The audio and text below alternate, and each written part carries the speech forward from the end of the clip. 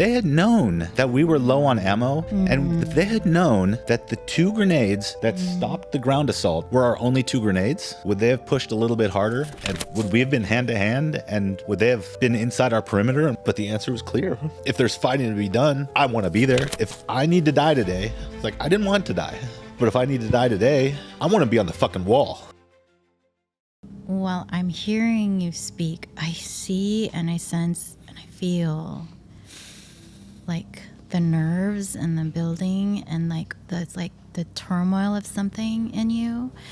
And I want to know, is this, as you're recalling it, what you were experiencing back then? Or is there also this other thing that it's almost like you're kind of getting to this point in your story of like another part that's even worse than what you're talking about, that's even more unbearable. But there's something unbearable that like feels really heavy as you're like telling this story. And I want to be sure I understand. I don't want to assume like where that's coming from. I am getting, I guess, hyped up. I mean, I feel like trying to put myself back in that moment, and also trying to moments and describe what was happening. So are you keeping calm? Is this like you're like, I had to stay calm in that moment? Like, this is how I like to believe I was. Yeah. I think if you connect with people who we're close with, or maybe still have some contact with. I mean, I don't know. Staff Sergeant Embry, I mean, he liked you, and we could reconnect with him and ask him this question. Like, I was not, how were you? I was not, I don't think I was, and obviously get another opinion, right? Yeah. I don't think I was the kind of person to run around and cuss at people and fucking move and God damn it. And, that wasn't. I think I was, I mean, definitely tense. But I think I was as good as I could in that moment and most other moments. Yeah. Staying generally clear-headed and methodically continuing to direct people and continuing. Yeah. I mean, definitely stressed, okay? And definitely some nervous and what is it, cortisol or adrenaline? Definitely adrenaline. But I think I still kept with the I'm not screaming and yelling kind of person. Yeah. Like I get that you were really grasping like the gravity of the situation and how it was still a very delicate situation that could go another way. Like that's kind of what I'm like. It almost, yes. I mean, one of the things that I've unpacked is try to put yourself in the enemy's shoes, okay? If they had known how close we were, if they had known that we were low on ammo, and if they had known that the 2 grenades that stopped the ground assault were our only 2 grenades, would they have pushed a little bit harder? Yeah. And would we have been hand to hand, and would they have been inside our perimeter, and would they have overrun our position? Yeah. Yeah. I don't know if it got even closer, and if we were hand to hand in our position, we still could have stopped them. I like to think we still could have stopped them. Yeah. But if they had known how close we were, they could have pushed harder. And it would have. And our position could have fallen too. Yeah. I don't know if they knew. I mean, maybe they were running out of ammunition. That was like I don't even want to say the phrase close call because that sounds way too cliche for this situation. It's definitely a very close call. If they had known, if they had known. And if it were to be maybe another hour later that they kept on pushing, annihilation could have happened. Yeah, like so there was a moment where the clouds, I mean, that's like cliche too, the clouds broke. But the clouds did break. The clouds broke for a little while. Wow. Some helicopters flew around and that kind of calmed things down. And then the clouds came back and the mortars came back. But after that break in the clouds, it it like stopped their momentum. So even though the clouds came back, it stopped their momentum, and they didn't try to really, on foot break through our perimeter again. And so, yeah, it was, close call. And so the emergency ammunition came in, and I'd like to maybe unpack in a different episode. We lost Corporal Barta that day. He's mortar to his head, saved my life. Oh. I think I've told you about him. But there's some other mortars that some people from Sergeant Major's personal security detail or hurt his men, his Humvees. They didn't die, but they also took some shrapnel. Let's save that for Yeah. Let's save that for another day. So I want to get to this. So there were a lot of communication gaps. Not all everyone's fault. I'm not trying to point fingers here, but between platoon and company and battalion and brigade, between brigade and whoever the hell, whichever generals, at the time were covering us. And that's fine. Fog of war, blah, blah, blah. Right. Right. A lot going on. But as Sergeant Major's leaving, he drops off the ammunition. As he's leaving with, the wounded body bag, I catch him for a second. And because I wanted to probe him a little bit because of these communication issues. That's another sensitive topic. Oh, well, there weren't some communication issues. Yeah, fuck off. Yeah, there were. Okay? And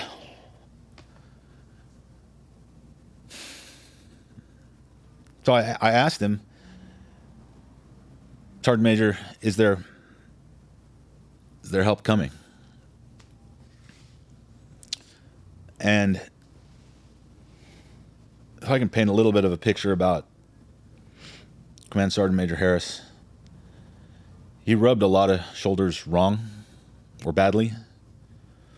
But, I'd say we describe him briefly. I think stereotypical Command Sergeant Major. Short, gruff, to the point, in your face. He liked some people, and he told a lot of other people exactly what he thought. Sometimes it was right, sometimes it was wrong, but... Hardened. Yeah, right. Hardened. Just like straight out of a movie. Yeah. Yeah. Yeah. Knife hand. Yeah. That was him. And this is the first time I really met him, like in this battle, and he was leaving, and the battle was still going to continue with me there. And I grabbed him before he left, and it was a short conversation. I said, Sergeant Major, are we getting help? And what else is going on in the city? Like, I'm one platoon here right now. I get it. We have a battalion, sort of, right? But they're not really in the city. And I'm one platoon here, and I don't know what Alpha Company's doing on the other side. I'm one platoon here. Yeah. And you're taking away my casualties, and you just brought me extra ammunition. And you're going to leave me this ammunition? Are you going to come back tomorrow with more ammunition? Yeah. I want to know, like, absolutely. Give me a little Is there bit a bigger picture? Give me a little bit of information. information. You're going back to base right now. Tell me, just fill me in. What am I looking at? What am I looking at that I have to deal with? Yeah. What's the enemy disposition? Yeah. I know a lot more now because I've been talking to a lot of people, and I spend time in different headquarters and got to see intel.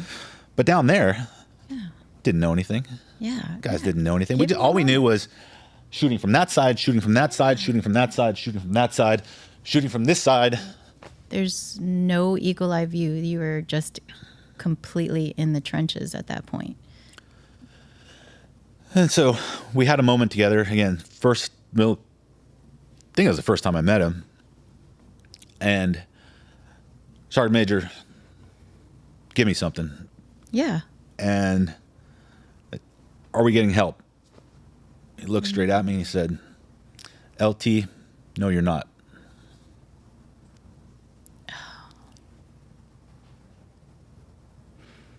And that was okay. I mean, even that was like, I just appreciate the honesty in that moment, because even that was good, because at least now I know, okay, I can build off that. Yeah. Yeah. Now I know, Yeah. okay, guys, we're going to have to continue to conserve. Yeah. Yeah. So that you can. Right. So, you know, it's almost like. It changes my course. Like, Yes. okay, yeah, we're not, but you can drink your piss at least once. Okay, if you have to piss in a bottle, 'cause you're going to drink it at least one more time. Yeah. Yeah. But the no help is coming is still a big one. At least we know. Yeah. Yeah, it's bad news. Yeah. You know, but even that's powerful. So It's I powerful, appreciate yeah. that moment, Yeah, yeah. that honesty. And he had a question for me. And this was like the end of our conversation. He said, LT, I've been in for, I don't know, 25, 30 years, whatever, you know. And he said, there's no place I'd rather be than here in this outpost with you right now. And I mean, I appreciated that. And he had one question for me, and then he left. He said,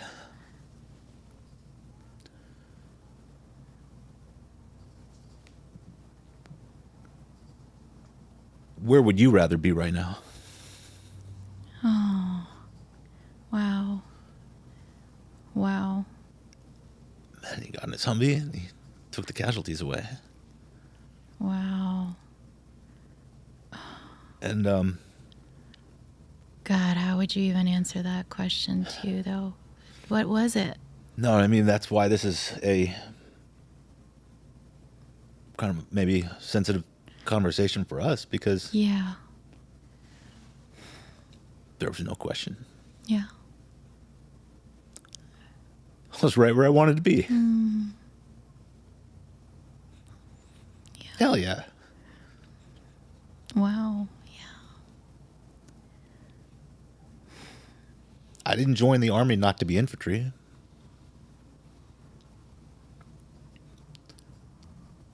I didn't deploy not to fight.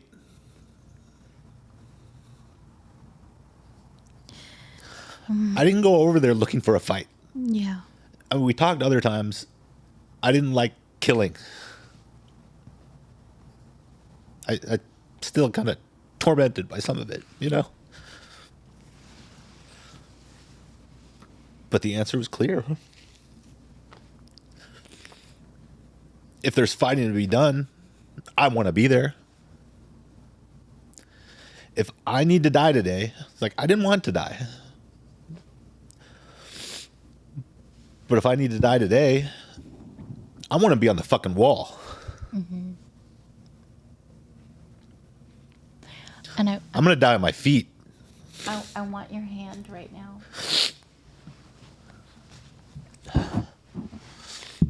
Because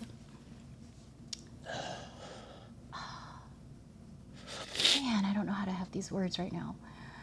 But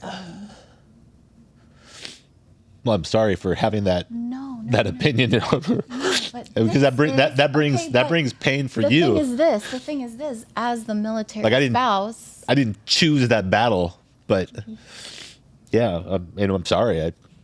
But now I see. I did want to be there. Yeah. Well, that's good. You were really clear. You were really clear about what you knew, what you wanted to do. And knowing that if anything did happen, I would be at peace with that. I'd be at peace, you know? I got a peace because I knew you weren't feeling conflicted by it. And you were just kind of following what you wanted for your path at that time. Yeah. You know? And that's okay.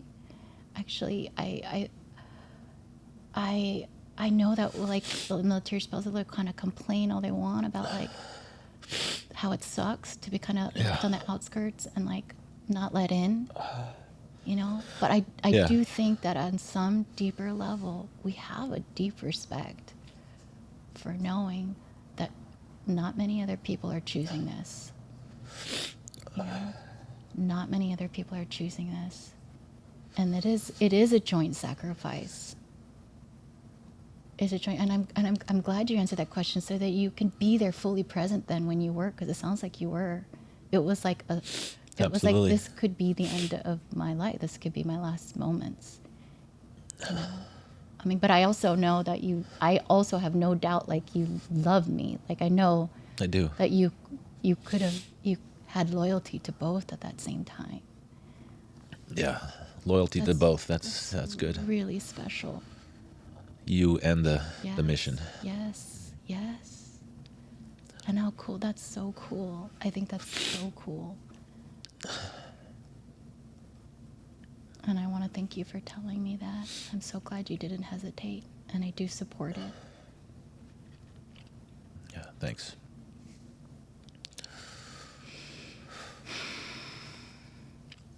I think that's a good spot for us.